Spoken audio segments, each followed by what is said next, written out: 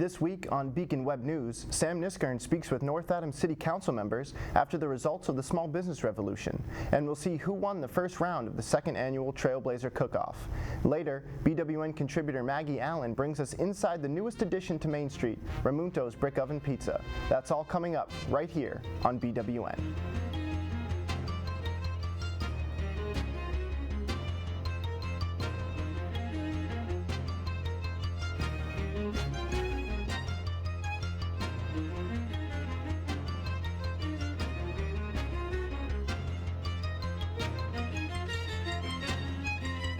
Welcome to the February 23rd episode of Beacon Web News. I'm Dan Wohler.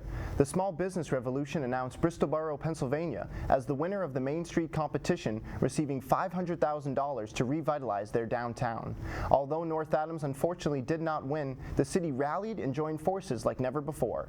Sam Kniskern has the story. Thanks, Dan. I'm at Mass Mocha, where they just announced the winner for the second season of the Small Business Revolution. Unfortunately, North Adams didn't win, but it was a very close race that brought the community together. North Adams City Council President Ben Lamb described how the recognition of the Small Business Revolution put the city on the map and contributed to the North Adams community coming together like never before. I think the incredible part about this whole thing is how many people from all over the world came together around little North Adams. I mean, we had everyone from James Taylor to the former Prime Minister of New Zealand talking about us online. And, you know, that widespread of people around the world and then our tight-knit community here created something really incredible. Like, we rallied like I've never seen us rally before. And to me, that's been the most exciting component of this whole thing. Director of Tourism for North Adams, Susie Helm, expressed how the publicity from the Small Business Revolution provided the opportunity for greater community involvement and more business downtown. I think we're going to ride the wave a little bit of having more publicity and having more people know about us. And then hopefully that'll generate more people that want to volunteer and help make the community better, help more people want to open businesses here and figure out how to really help them succeed here. Lamb explained how North Adams will continue to develop and evolve regardless of the outcome, and how the city will take advantage of its own individuality. So I think we need to do exactly what they aim for in the Small Business Revolution. We need to look at how we already have reinvented ourselves and how we're going to continue to evolve as this little city in the Berkshires. We are very unique, and we need to take full ownership of that and continue driving, full speed ahead however we can. And that includes, really investing in our local small businesses and really making our downtown pedestrian friendly. There's a lot of components to it, and I think this is just the beginning. Win or lose, the Small Business Revolution brought the entire North Adams community together. Back to you, Dan. Thanks, Sam. The first round of the second annual Trailblazer Cook-off took place this past Tuesday, February 21st.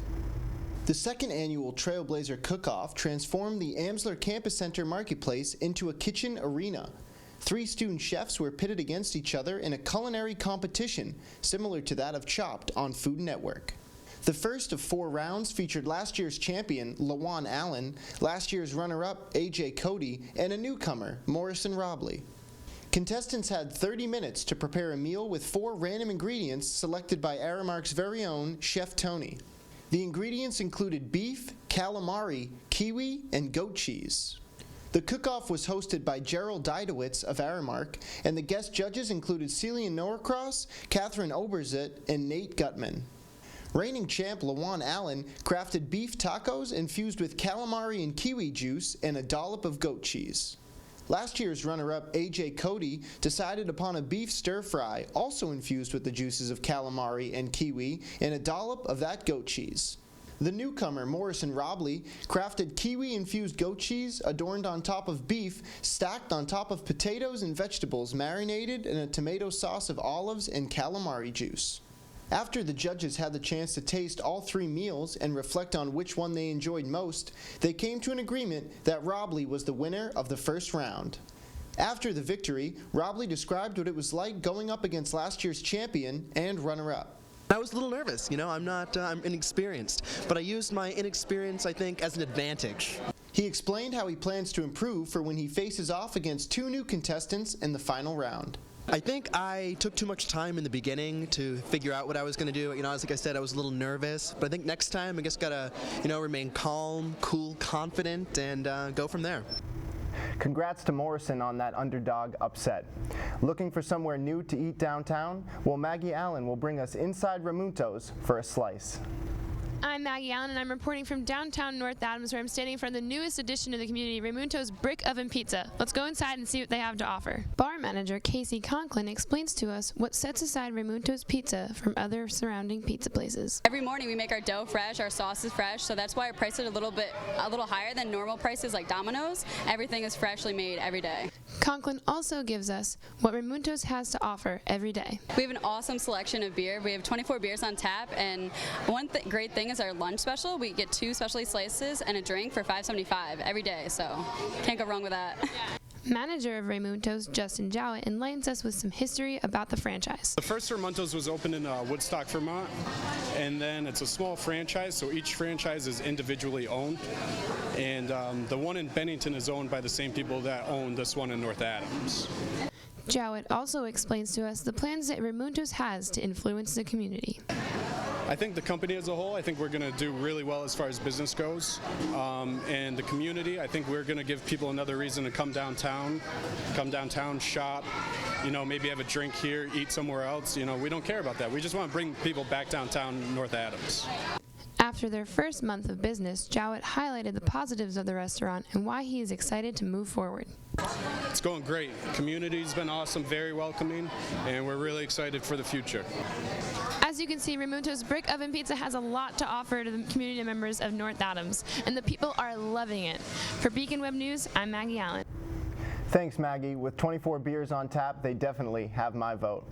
Aramark is hosting an around-the-world dinner tonight from 5:30 to 7 p.m. in the marketplace. Cuisine from Tuscany, China, the Dominican Republic, Great Britain, Thailand, and Spain will all be featured. Academic Affairs and the Multicultural Resource Center will hold a global film series tonight at 6:30 p.m. in Murdoch 218. The film is Ava DuVernay's 13th, From Slave to Criminal with One Amendment. The Diversity, Equity, and Inclusion Task Force will meet Friday, February 24th at 2 p.m. in Murdoch 218. That meeting is open to the public. The IGE and Multicultural Resource Centers will hold a Black History and LGBTQIA+ movie night on Friday at 7 p.m. in Sullivan Lounge. And a dashiki party will take place Saturday night at 10 p.m. in Venable Gym. Admission is $1 if you wear a dashiki and $3 if you do not. The My Black is Beautiful art show is Tuesday, February 28th at 6:15 p.m. in the Campus Center Achievement Lounge. The event is hosted by Black Student Union and Student Development. And we are 1 week closer to the inauguration of President Burge as the 11th president of MCLA. His inauguration is April 21st. Stay updated with developing news on MCLA's campus with the help of Beacon Web News and the online beacon.com. And make sure to follow MCLA on Twitter, Facebook, and Instagram. Thank you for watching. We'll see you next week.